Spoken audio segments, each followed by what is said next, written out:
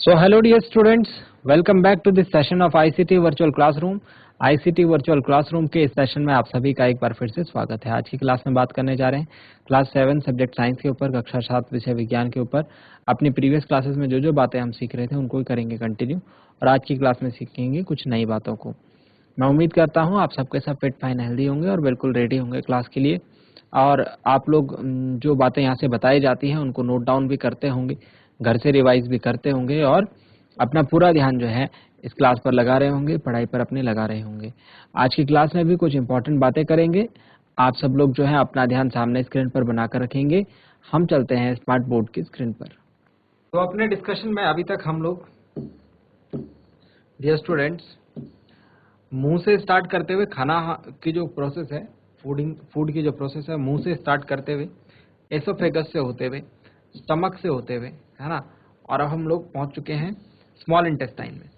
लेकिन स्टमक और small intestine के बीच में आपको दो पार्ट दिख रहे होंगे, एक तो ये वाला पार्ट और एक ये वाला पार्ट। ठीक है, एक होता है लीवर और एक होता है पैनक्रियास। ठीक है, लीवर और पैनक्रियास, इनके क्या वर्किंग है, इनके क्या काम है, इसको हम आज की क्लास में नोट। तो नेक्स्ट पॉइंट पे हेडिंग लिखेंगे हम लोग। सबसे पहले हम बात करेंगे लीवर के बारे में।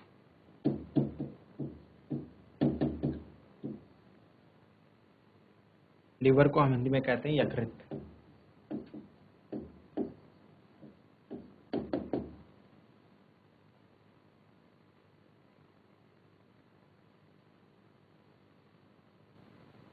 Liver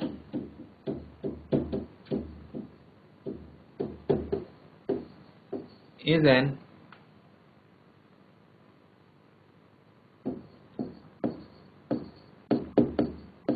liver is a reddish brown gland situated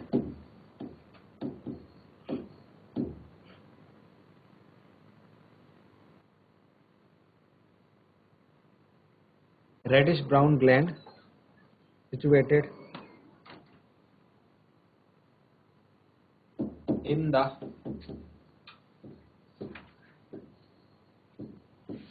upper part of abdomen, in the upper part of abdomen on the right side, on the right side। किसके राइट साइड? आपके राइट साइड, है ना। आपका जो पेट है उसके कहाँ पर, ये हमने यहाँ पर इसका इसका कलर कैसा होता है? रेडिश ब्राउन, लाल भूरे रंग का ये होता है।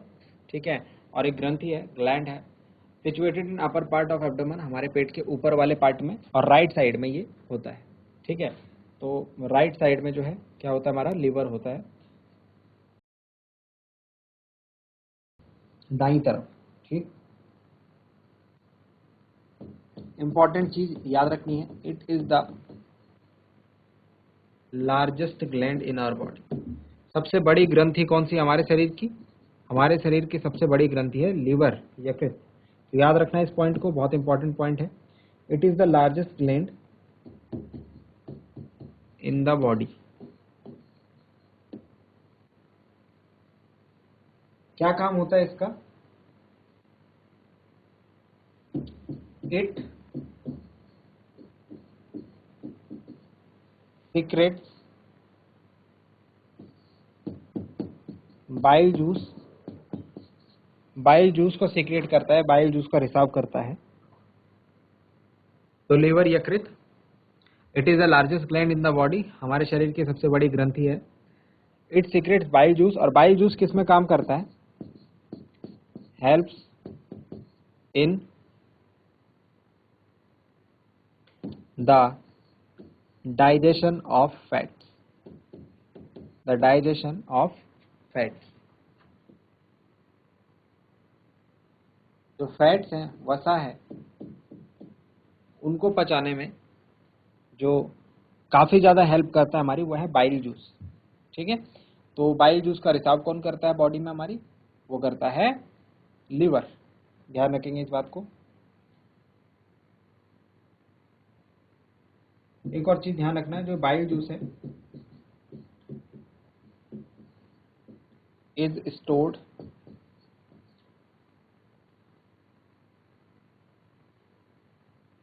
in a sac called gall bladder. तो जो गॉल ब्लैडर होता है हमारा, उसमें ये बाइल जूस रहता है और इसको सीक्रेट करने का काम कौन करता है? लीवर करता है। जरा देखेंगे फिगर में, ये हमारा गॉल ब्लैडर है। यहाँ देखिए ये गॉल ब्लैडर है, ठीक है। इसके अंदर क्या रहेगा? ये गॉल ब्लैडर है, ठीक है। इसके अंदर क्या रहेगा? बाइल जूस, ठीक है। और ये बाइल जूस क्या को कौन यूज करेगा? कौन इसको सीक्रेट करेगा? वो करेगा लीवर, ठीक है। इसके बाद बात करते हैं पैनक्रियास की। नेक्स्ट पॉइंट लिखेंगे पैनक्रियास। दो तीन पॉइंट्स इसमें इंपॉर्टेंट है। लार्जेस्ट ग्लैंड होता है हमारी बॉडी का। बाइल जूस ध्यान रखना, डाइजेशन ऑफ फैट्स में हेल्प करता है। और गॉल ब्लैडर ध्यान रखना, गॉल ब्लैडर में बाइल जूस रहता है। चलिए नेक्स्ट पॉइंट लिखेंगे pancreas.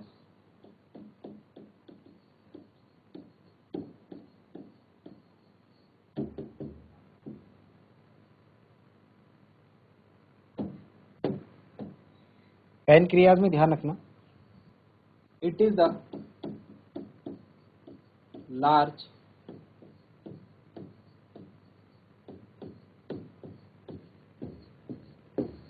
Cream coloured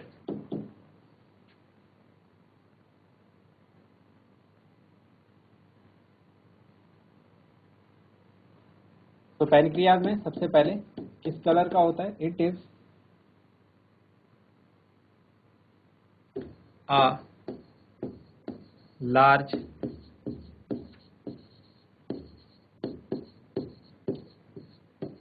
cream colored gland located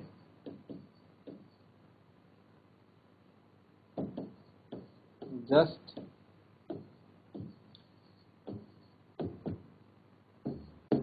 below the stomach। कहाँ रहता है? पेट के जस्ट नीचे रहता है, ठीक है।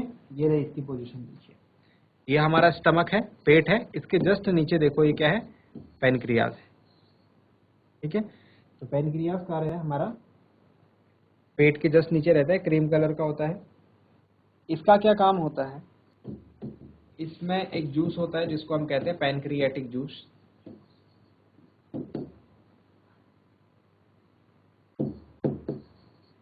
पैनक्रियाटिक जूस ये क्या काम करता है? It changes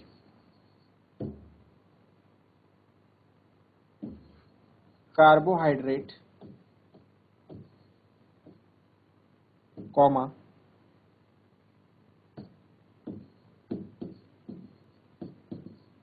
fats and proteins into simpler forms. मैंने आपको बताया था कि जो स्मॉल इंटेस्टाइन होती है उसमें क्या होता है? जो कार्बोहाइड्रेट है और जो प्रोटीन है, जो फैट है, इनको सिंपलर सब्सटेंस में कन्वर्ट किया जाता है। तो वो कन्वर्ट करने का काम कौन करता है? Pancreatic juice. जो पैनक्रियास में जूस होता है एक, ठीक है, वो क्या काम करता है? कार्बोहाइड्रेट, फैट और प्रोटीन को सिंपलर फॉर्म्स में कन्वर्ट करने का काम करता है। और किस किस फॉर्म में कन्वर्ट होता है? कार्बोहाइड्रेट को शुगर में, फैट को फैटी एसिड्स में, प्रोटीन को अमीनो एसिड में, ठीक है। ये याद रखना है बच्चों। चलिए नोट डाउन करेंगे इसे जल्दी से, फिर हम आगे चलते हैं।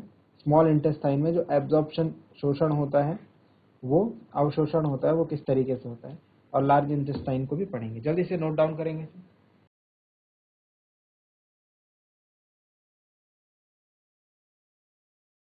अब आते हैं एक बहुत ही इंपॉर्टेंट टॉपिक के ऊपर, जो कि है एब्जॉर्प्शन इन स्मॉल इंटेस्टाइन। देखिए जब जो फूड होता है हमारा, जो भोजन होता है, जब स्मॉल इंटेस्टाइन में रहता है, तो स्मॉल इंटेस्टाइन की जो दीवार है उन पर क्या लगी होती है? छोटी छोटी ब्लड वेसल्स लगी, उन पर क्या लगी होती है? ब्लड वेसल्स लगी होती है। आइए यहाँ फिगर से समझते हैं इस बात को।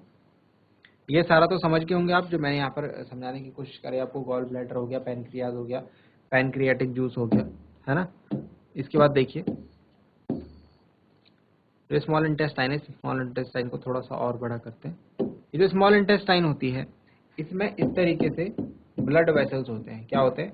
Blood vessels. ठीक है, ब्लड वेसल्स मतलब जो ब्लड को कैरी करती है। छोटी छोटी पाइपलाइंस होती है हमारी बॉडी में जो ब्लड को कैरी करती है। ठीक है, तो ये जो ब्लड वेसल्स जो है, इन जो स्मॉल इंटेस्टाइन में जो फूड हमने सिंपलर फॉर्म में कन्वर्ट करा है, उसको एब्जॉर्ब करते हैं। उसको क्या करती हैं? उसको एब्जॉर्ब करते हैं, उसका अवशोषण करती हैं, और अवशोषण करने के बाद उसको पूरी बॉडी के डिफरेंट पार्ट्स तक पहुंचाती है। जो भी उसमें न्यूट्रिशन है, जो भी उसमें पोषक तत्व हैं, उस पोषण को पूरी बॉडी तक पहुंचाती है।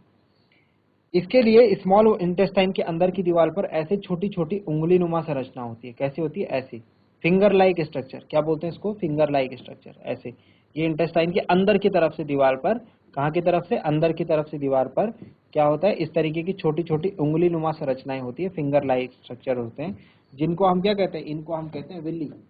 इनको हम क्या कहते हैं? इनको हम कहते हैं विल्ली। ठीक है, ये विलीज क्या काम करते हैं?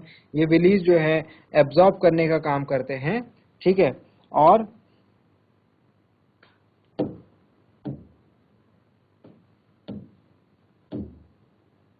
ये विलीज क्या करते हैं? खाने को एब्जॉर्ब करने का काम करते हैं। ठीक है, जो भी उसमें पोषक तत्व है, जो भी उसमें न्यूट्रिएंट है, उसको एब्जॉर्बाने का काम करते हैं ब्लड वेसल्स के द्वारा। तो विली का जो मेन काम होता है, सरफेस एरिया को इंक्रीज कर देते हैं। सरफेस एरिया इंक्रीज हो जाता है। सरफेस एरिया मतलब थोड़ा ज्यादा क्षेत्र मिल जाता है किनको? ब्लड वेसल्स को। तो ज्यादा पोषण यहाँ पर एब्जॉर्ब होता है। ठीक है, चलिए देखेंगे इस बात को।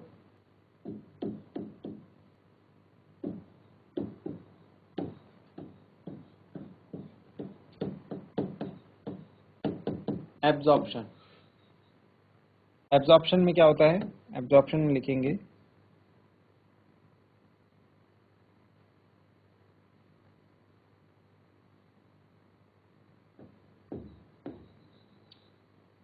passing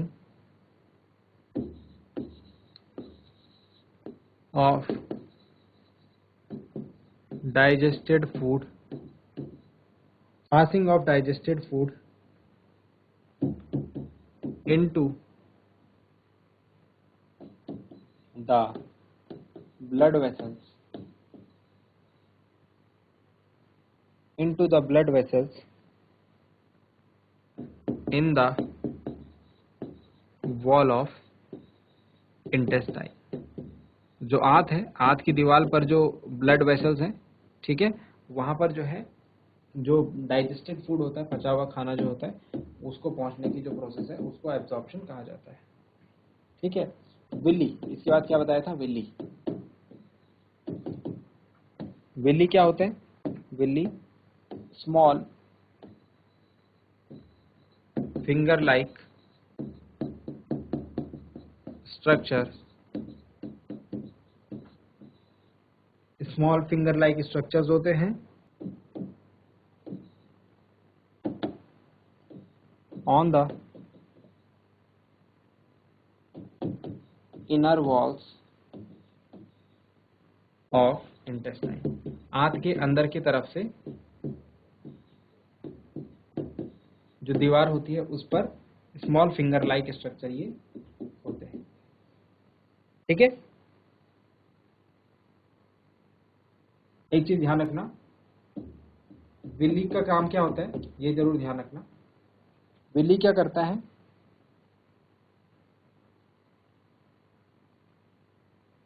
increase the surface area, increase the surface area for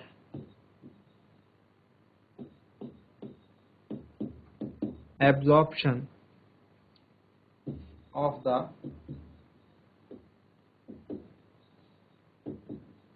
digested food।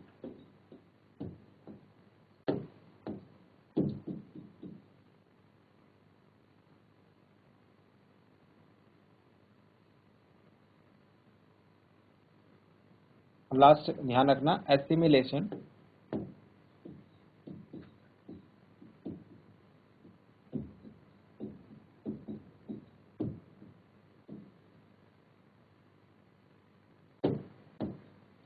Assimilation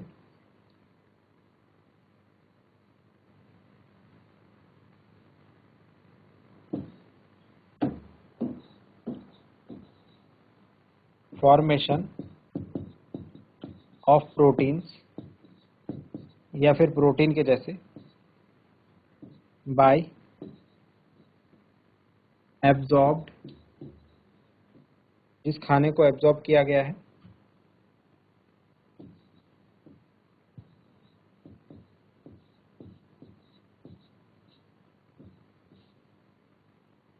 food materials, formation of protein bye absorbed digested food materials,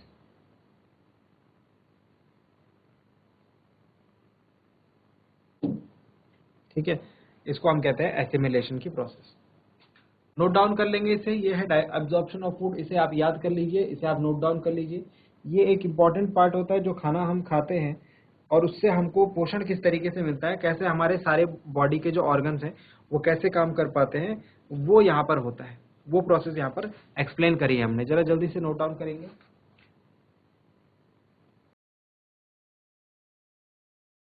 अब आते हैं लार्ज इंटेस्टाइन के ऊपर। तो जो खाना डाइजेस्ट हो गया वो ब्लड वेसल्स के थ्रू हमारे डिफरेंट बॉडी पार्ट्स तक पहुंच गया, लेकिन जो अनडाइजेस्टेड फूड होता है, जो क्या होता है अनडाइजेस्टेड फूड, अनडाइजेस्टेड फूड मतलब जो डाइजेस्ट नहीं हो पाया, इसके बाद वो क्या होता है, जो अनडाइजेस्टेड फूड होता है वो इस स्मॉल इंटेस्टाइन से फिर आ जाता है लार्ज इंटेस्टाइन में। तो ये जो बाहर वाली इंटेस्टाइन आप देख रहे हो, दिस इज लार्ज इंटेस्टाइन। ये कौन सी इंटेस्टाइन है, लार्ज इंटेस्टाइन। तो अब खाना कहाँ आ गया, अब भोजन आ गया हमारा लार्ज इंटेस्टाइन में, ठीक है। लार्ज इंटेस्टाइन में क्या क्या काम होता है, लार्ज इंटेस्टाइन में जो वाटर होता है, चलिए लिखेंगे लार्ज इंटेस्टाइन को।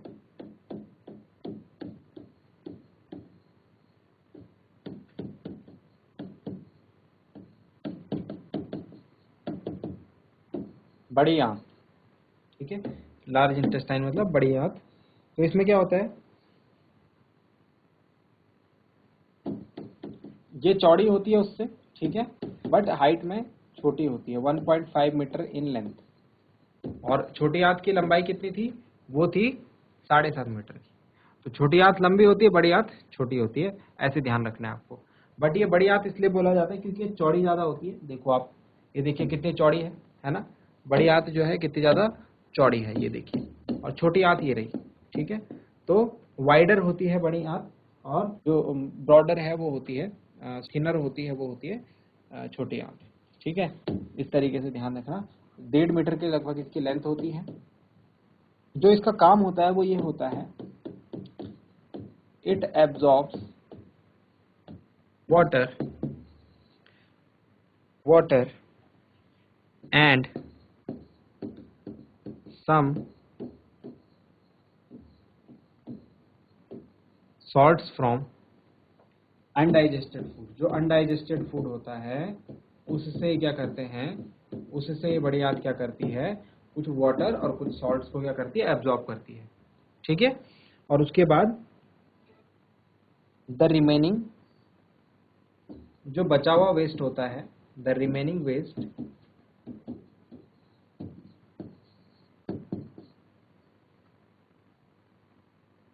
पासेस इनटू द रेक्टम, किस में चला जाता है, रेक्टम में चला जाता है,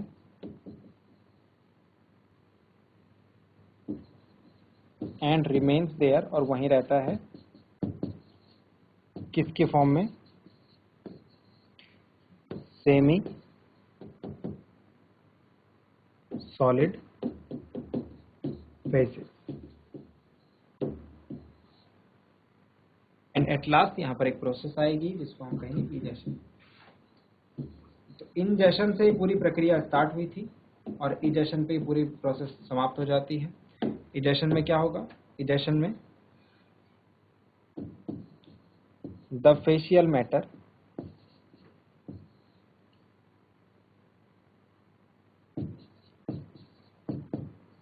is removed through anus। इस प्रोसेस को क्या कहा जाता है? इजेशन कहा जाता है। तो इनजेशन से प्रोसेस स्टार्ट होती है और इजेशन पे प्रोसेस खत्म होती है। ये हमारी लार्ज इंटेस्टाइन है। ये लार्ज इंटेस्टाइन में जो खाना पचता नहीं है छोटी इंटेस्टाइन से, छोटी आंत से जो खाना पचता नहीं है वो लार्ज में चला जाता है। लार्ज में क्या होता है, फिर वो खाना जाने के बाद उसका कुछ एब्जॉर्प्शन होता है, उसमें से वाटर और कुछ सॉल्ट्स को एब्जॉर्ब किया जाता है। बाकी बचा हुआ खाना जो है रेक्टम में चला जाता है। ये है रेक्टम, ठीक है। और रेक्टम में वो रहता है सेमी सॉलिड फेसेस के रूप में। फिर उसके बाद क्या होता है, टाइम टू टाइम एनस से वो वेस्ट फूड बाहर निकल जाता है, ठीक है। और इस प्रोसेस को क्या कहते हैं? इस प्रोसेस को हम इजेशन कहते हैं। तो आई होप ये पूरी प्रोसेस आपको समझ में आई होगी, ठीक है। स्टार्टिंग से लेकर लास्ट तक हमने देखा किस तरीके से हम भोजन को इनटेक करते हैं, फूड को लेते हैं, और किस तरीके से वो डाइजेस्ट होता है हमारी बॉडी में, किन किन प्रोसेस से होकर के वो गुजरता है। तो डियर स्टूडेंट्स, उम्मीद करता हूँ आज की क्लास में जो बातें आपने सीखी वो आपकी समझ में आई होंगी, इंटरेस्टिंग लगी होंगी, और साथ ही साथ आपने नोट डाउन किया होगा। घर से आप इन्हें एक बार रिवाइज करके जरूर लाएं। मिलते हैं अगली क्लास में ऐसे ही किसी इंपॉर्टेंट और इंटरेस्टिंग टॉपिक के साथ। क्लास से जुड़ने के लिए आप सभी का बहुत बहुत धन्यवाद। Thank you very much and have a nice day.